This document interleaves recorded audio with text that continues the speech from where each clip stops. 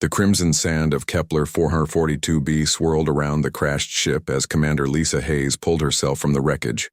Her military training kicked in as she assessed the damage to her vessel. The hull was breached in 3 places, and the engines were completely destroyed. She was stranded on this alien world with no hope of rescue for at least 6 months. Lisa activated her emergency beacon and began setting up a temporary shelter using salvaged materials from her ship. The planet's dual suns cast an eerie orange glow across the desert landscape. She had studied the reports about this world, but being here in person was entirely different. The air was breathable, but thin, and the gravity was slightly lighter than Earth's. As night fell, Lisa heard strange sounds coming from beyond the rocky outcropping where she had made camp. The sounds were rhythmic, almost like footsteps, but too light to be from any large predator. She gripped her plasma rifle and peered into the darkness. Her thermal scope picked up a heat signature approaching slowly. The figure that emerged from the shadows was unlike anything Lisa had ever seen. The alien was clearly female with a humanoid form, but her skin had a pale blue tint that seemed to shimmer in the moonlight. She was tall and slender with long silver hair that moved like liquid mercury. Her eyes were large and violet-colored, and she wore what appeared to be battle armor made from some unknown material. The alien stopped about 20 feet away and slowly raised her hands to show she was unarmed. She spoke in a melodic voice that somehow Lisa could understand, despite never hearing this language before. The universal translator in her helmet was working perfectly. "Please, human warrior, do not shoot me," the alien said. Her voice carried a note of desperation. "I am Zara of the Valdris clan, and I come seeking mercy." Lisa kept her weapon trained on the alien, but her curiosity was piqued. "What do you want from me?" she asked. Zara took a careful step forward. "My people attacked your ship thinking you were scouts for the Terran invasion fleet. We did not know you were alone and lost." She gestured toward the wreckage. "When I learned of our mistake, I came to offer myself as compensation for our error." "Compensation?" Lisa raised an eyebrow. "What kind of compensation?" The alien's violet eyes seemed to glow brighter. "Among my people, when we cause harm to another, we offer our service to make amends." Zara slowly began removing pieces of her armor, revealing more of her shimmering blue skin. "I offer myself to you, human warrior, to serve your needs until your people come for you." Lisa watched in fascination as more of the alien's form was revealed. Zara had an athletic build, clearly that of a trained warrior, but there was something graceful and almost ethereal about her movements. The armor she wore was advanced beyond anything Lisa had seen, incorporating energy shields and what appeared to be built in weapon systems. "You attacked my ship," Lisa said, keeping her voice steady. "Why should I trust you?" Zara dropped to her knees in the sand and bowed her head. "Because I am now without clan or honor," she replied. "My commander ordered the attack, but when I realized our mistake, I spoke against continuing the assault. He branded me as traitor and cast me out. I have nowhere else to go." The alien looked up at Lisa with those striking violet eyes. "I have heard stories of human warriors and their strength in battle." She continued, "I have also heard that humans show mercy to those who serve them faithfully. I offer you my service, my protection, and my companionship for as long as you remain on this world." Lisa studied the alien carefully. Her military training told her this could be a trap, but something in Zara's voice and posture suggested genuine desperation.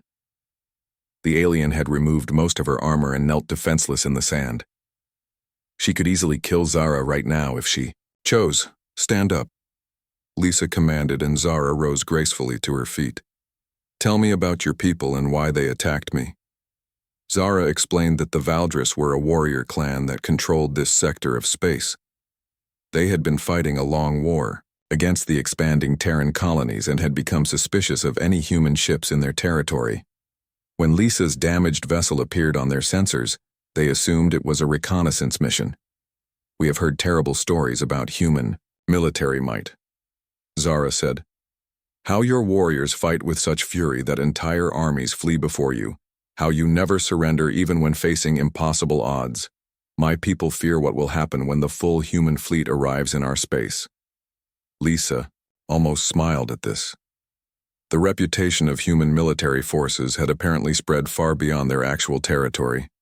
Earth's colonial expansion had indeed been aggressive, but they were hardly the unstoppable force this alien seemed to believe. So, you thought attacking one damaged ship was a good idea? Lisa asked. Zara's skin seemed to flush a deeper shade of blue. It was foolish, she admitted. But my people are desperate. We have lost 3 worlds to human colonies in the past year, and our resources are running low. Some of our leaders believe we must strike first before your people grow too strong. The alien moved closer to Lisa's campfire. I have studied human culture and learned your language in preparation for when our peoples would inevitably meet, she said. I know that humans value loyalty and service above many other things. This is why I offer myself to you. Lisa set down her weapon but kept it within easy reach. What exactly are you offering? Zara's violet eyes met hers directly. Whatever you require of me, human warrior, she said softly. I am trained in combat tactics, survival skills, and many other abilities that could be useful to you. I can help you survive on this world until your rescue arrives.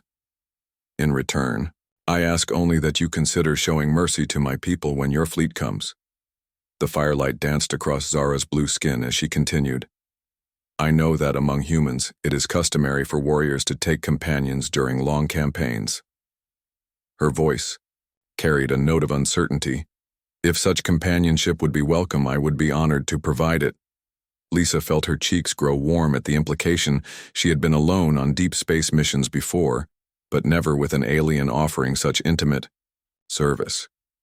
The situation was unprecedented in more ways than one. You would do all that just to try to save your people? Lisa asked. My people cast me out for trying to prevent needless bloodshed, Zara replied, but they are still my people. I cannot simply abandon them to whatever fate awaits. If serving you faithfully might persuade you to speak for mercy, when the time comes, then yes, I would do anything. Lisa studied the alien's face in the flickering firelight. There was sincerity there, and something else that looked almost like hope. Zara truly believed that her service might make a difference in the coming conflict. I am just one soldier, Lisa said. I don't have any influence over fleet command decisions. But you are human, Zara countered, and humans listen to their warriors, especially those who have fought alongside allies. Your word would carry weight that mine never could. The logic was sound, even if the premise was flawed. Lisa doubted her opinion would matter much to the Admiralty, but Zara's dedication was impressive. The alien was essentially offering herself as both servant and prisoner in hopes of preventing a war her own people had started. Very well, Lisa said finally. You may stay and assist me, but there will be conditions. Zara's face lit up with relief and gratitude. Name them and I will comply. First, you will tell me everything about your people's military capabilities, defenses, and strategic positions. Lisa began. Second, you will follow my orders without question. Third, if you betray me in any way, I will kill you without hesitation. Do you understand? I understand and accept, Zara said immediately. I place my life in your hands. Human warrior. Lisa nodded. Good. Now help me secure this camp and tell me about the local dangers we might face.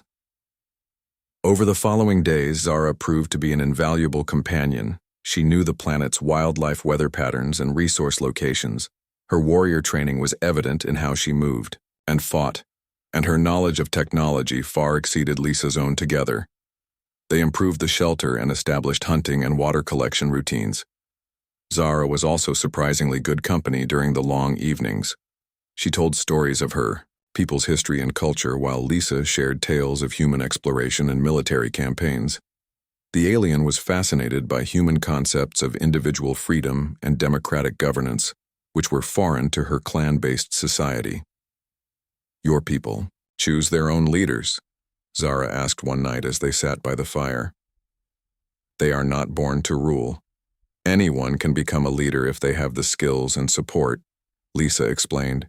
We believe that authority should be earned, not inherited. Zara's Violet eyes reflected the flames as she considered this. Among my people, leadership belongs to the strongest and most cunning, she said. But what if someone is strong but not wise? Then they usually don't stay in power long, Lisa replied. Human voters can be very unforgiving. As the weeks passed, Lisa found herself genuinely enjoying Zara's company. The alien was intelligent, curious, and surprisingly funny when she relaxed her formal warrior demeanor. She was also fiercely protective always, insisting on taking the more dangerous tasks and constantly scanning for threats. One evening, as they shared a meal of local game Zara had caught, Lisa noticed the alien watching her with an unusual expression. What is it? Lisa asked. Zara seemed to hesitate before speaking. I have been wondering about something, she said. Among humans, is it considered inappropriate for warriors of different species to form close bonds? Lisa nearly choked on her food. That depends on W.